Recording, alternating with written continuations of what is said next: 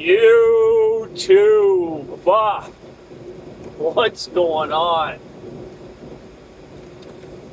Long time no see. Thought I'd just come on, say hello, let you know I'm still alive, still out here in the truck, still with the same company. Yeah, things have slowed down, a little bit. Changes, varies week to week, but not to the point where I'm sitting at home. Just shorter days, right? Shorter day here, shorter day there, and I guess at the end of the week, end up with a shorter paycheck. But if I look at it from monthly point of view, I'd say I'm probably down, I don't know, probably 30, but yeah, between 20 and 30 hours a month I'm down. So not too bad. I mean, it's the summer, and I keep pretty busy, golfing, fishing,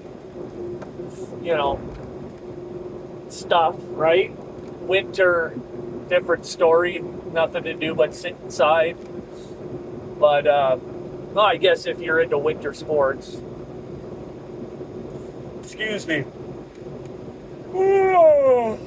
I'm on my way down to Illinois, just outside of St. Louis, really, with a tool, a plastic injection tool. You guys know I do quite a bit of that kind of work. Still doing quite a bit of that work. Just a tiny little guy, 13,000, like almost 14,000 pounds. So just coming up through Indianapolis here, and 3 o'clock in the afternoon. Can't be looking forward to that. Again, right? I've said this before. You guys know, I get paid by the hour. So if I get stuck in Indianapolis or, excuse me, wherever, right? Nashville, at this time of day, whatever metropolitan city it might be rolling through, it's all about just patience. And nobody likes to be twiddling their thumbs, when they're putting their thumb in their ass while they're over the road, right? I mean, as a truck driver, we want to keep moving. But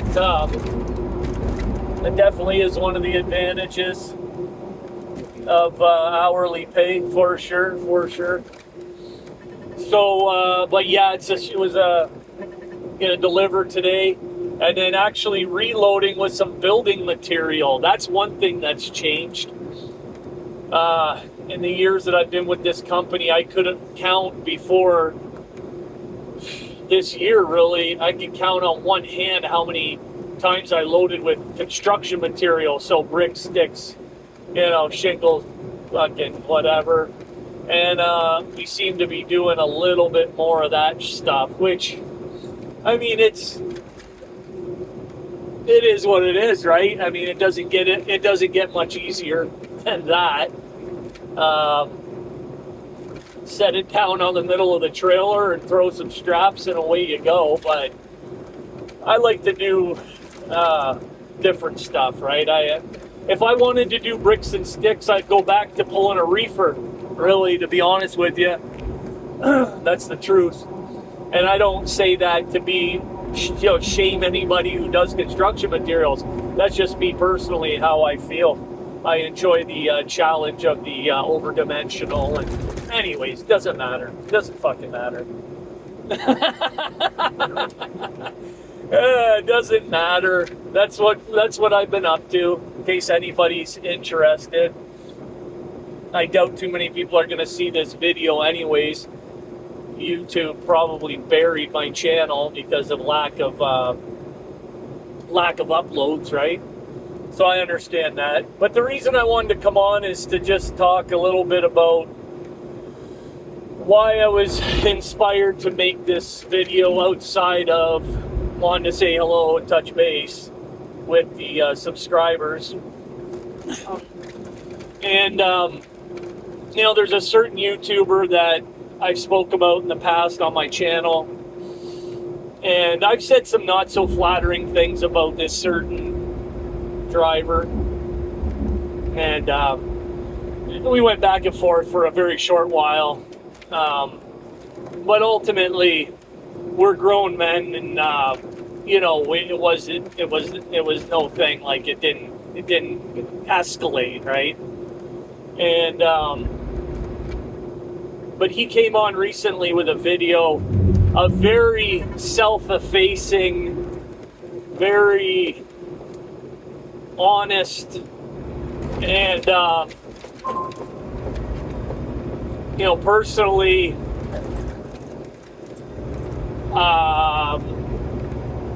when it was about an hour-long video, and I was glued. I watched it from the beginning to the end, and basically it was a video going through. And I would, it's not that I don't want to share the video. I don't know. I guess, whatever. I don't know. I think it just feels kind of like being a rat almost. Like, I'm gonna tell you guys, and I get it. He put it on the internet, like he wants people to see it, right? But it's just the way I feel, and you guys have probably seen it already, anyways. He went on to talk about, his issues starting very early on with a marriage and a divorce, and then the problems he's run into with his children. Went on to talk about, changing careers and how difficult that was, and basically what brought him to the road. And I think, like, a lot of us out here have similar stories, not exactly similar, but it takes a certain type of person outside of being bottle fed, breastfed on diesel, where it's like this, excuse me, it's like this,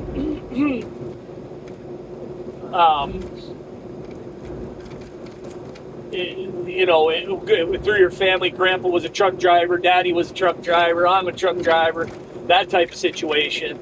About 90%, there's only like maybe 5 to 10%, I'm just throwing that number out there, that grew up in a trucking family, where you grew up wanting to be a truck driver. Very few of us. I'm not one of those people, and I've shared that before.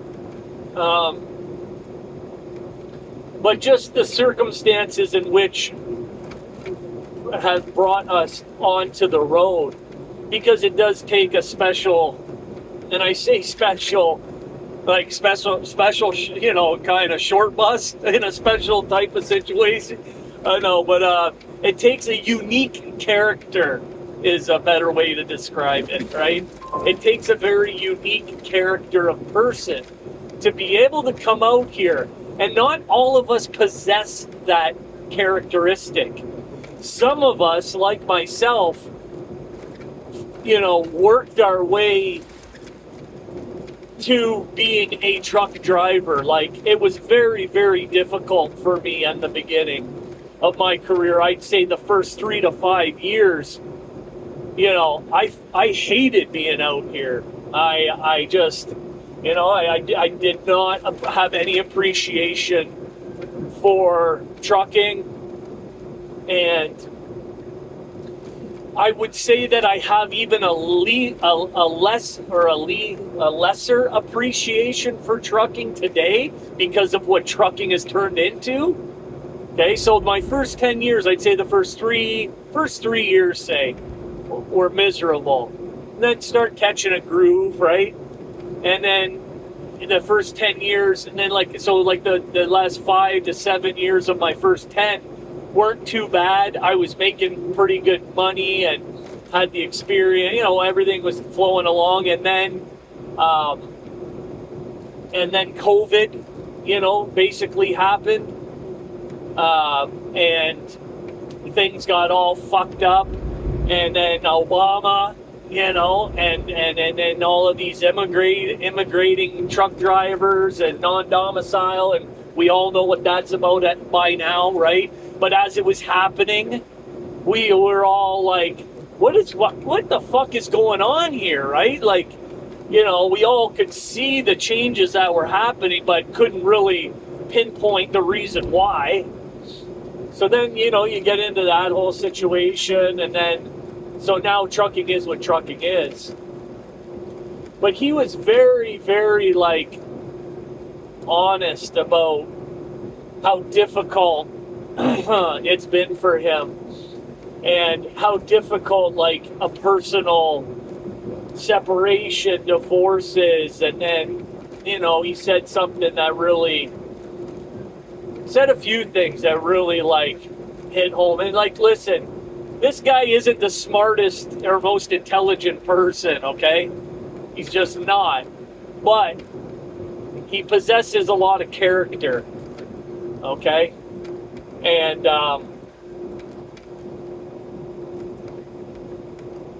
and I respect that, right? I respect the man that he is. Hats off to you for coming out and just putting your whole personal on the line, like, out here for us to see. And I do have a different point of view of your circumstances, and definitely more respect for you. And it's hard, man. It's difficult. And I know I'm talking maybe a little bit, no, I don't want to say code or whatever, but it's difficult being out here. And if you have family at home, especially if you're taking care of family that you're not actually going home to, like this driver was, right? Paying child support,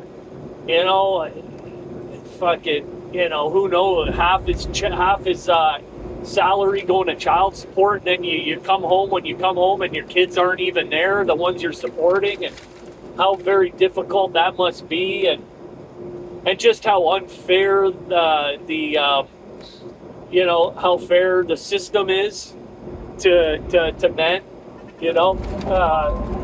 and how spiteful women can be, right? Hell have no fury like a woman scorned. Holy fuck. And how many times have we heard the same story about truck drivers, sending their check home to their girlfriend or their wife, and then finding them in bed with another man? Oh, God. And it brings me, coming full circle to, I guess, what I will really want to say is all of us are out here to provide a life for the people at home, for our people at home, right? For ourselves and for our people at home. And if you're doing that, and they have the amount of disrespect, is what it boils down to be living, a dishonest life behind your back, and doing all that, as he puts it, raggedy ass shit, just raggedy ass, right? Yeah, raggedy ass, man. It's true though, right? And I made a comment on his channel, and I don't know, you let me know if you agree with this or not. But we can live without love, we can. But the one thing that people in general can't live without is respect. We won't, As a man, we can, put people out of our lives. We can live without love. We cannot be out here, and draw lines in the sand, eh? Put boundaries up. We can live without love. But one thing we won't live without is respect. And if you're a driver out here, and I know because I see some of you, in the truck stops, you know.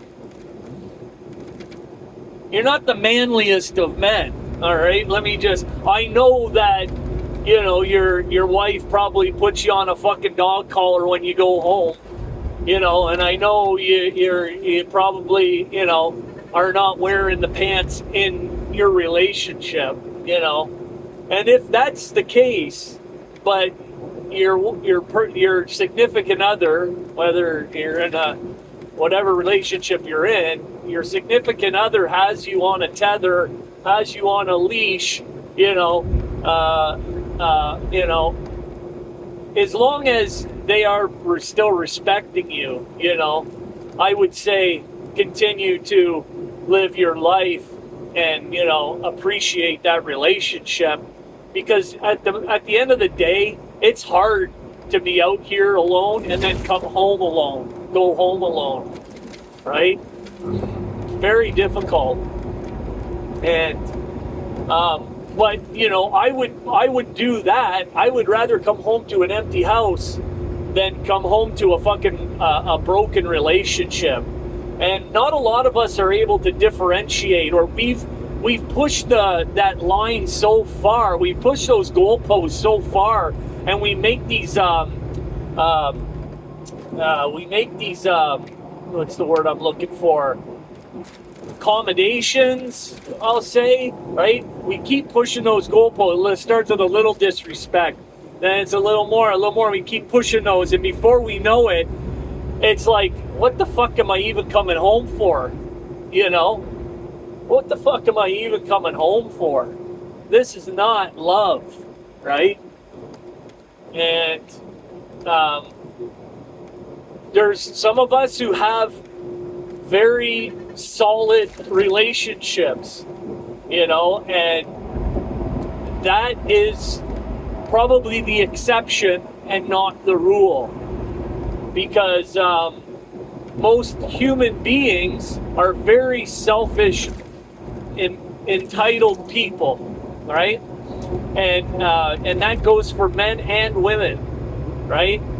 So I guess what I'm trying to say with that is that if you have somebody at home and they're living high on the hog, you just keep sending them your check and you're living off, you know, $100 a week or whatever for a Walmart fucking, you know, delivery, or, you know, and you're just out here pounding the pavement and, you know, just peanut butter sandwiches all week, or whatever the case may be. You guys know what I'm getting at. Take a good look at that, you know, and I would say, like, learn to love yourself a little bit more, because that's what it boils down to. When you start to make accommodations for that kind of behavior in your life, it comes down to an amount of you know, showing yourself enough respect. But what do you mean, driver's lounge, love yourself? That sounds a little bit hokey pokey. Well, how about care for yourself? How about be kind to yourself, right? And the character, you know, again, going full circle, or back to what I was saying about the character of people that it takes to be out here, most of us do have very big hearts. And some of us allow our hearts to be taken advantage of, you know. And this isn't meant to be like sorrow, poor me, you know, self-pity video, because I'm not saying I'm in a bad situation at all. I'm saying, you know, based on the video that I've seen and the knowledge that I have, and what I've seen in this industry, is that a lot of us are out here due to broken relationships, right? Broken relationships, scorned women, right? Raggedy ass bitches. You know, if your wife, girlfriend, or significant other is not waiting on you hand and foot when you get home, what can I get for you? What can I do? Please do not, you know, go, sit down. Like, okay, I get it. Some of us don't like to just sit around and do nothing. I'm one of those people. But when you're done doing what you want to do when you're home, if that fucking person isn't paying 1,000% attentive to your every need while you're home for the short amount of time that you're fucking home, that's a problem. Let's start with that right there. And if you don't see it, if you don't see that as a problem, you need to do a little bit of self-evaluation, okay? After you're done doing what you want to do when you get home, that person better be fully attentive to your every need.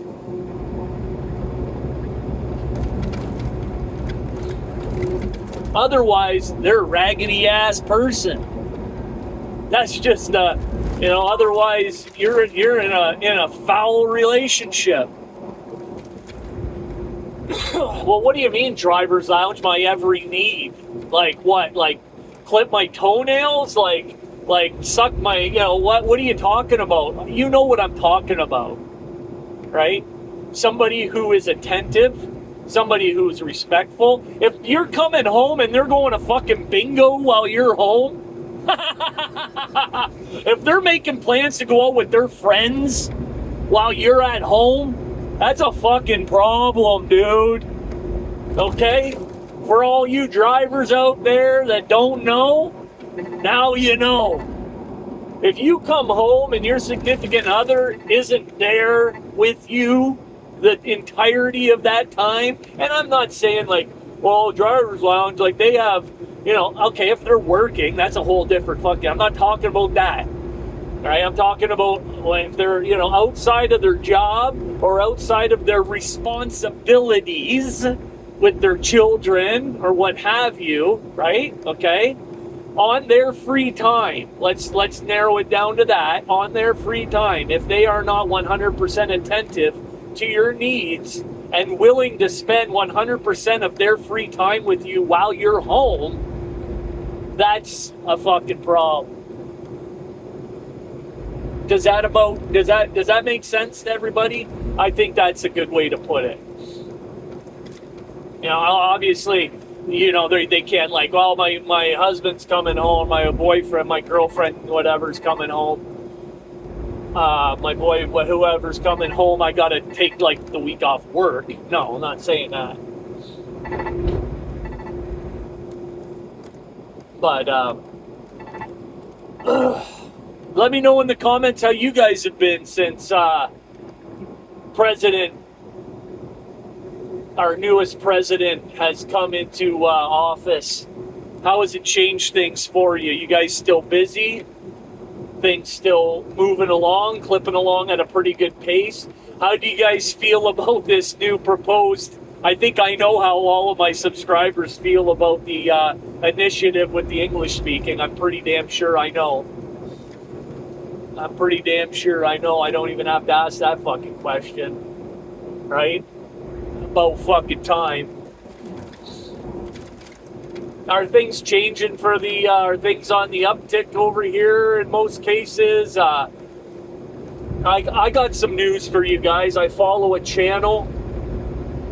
Same day delivery, Amazon, they hire, there's like 7 major companies in the US, right? Or something like that. Like, don't quote me on how many, but it's contracted, right? They obviously subcontract that work, Amazon does, and same day delivery drivers, not the ones that drive those step-up trucks, right? But the ones that drive like the cars and they go around, it's a same day delivery, right? Whether it's a car or a minivan or whatever, not the bigger step-up trucks.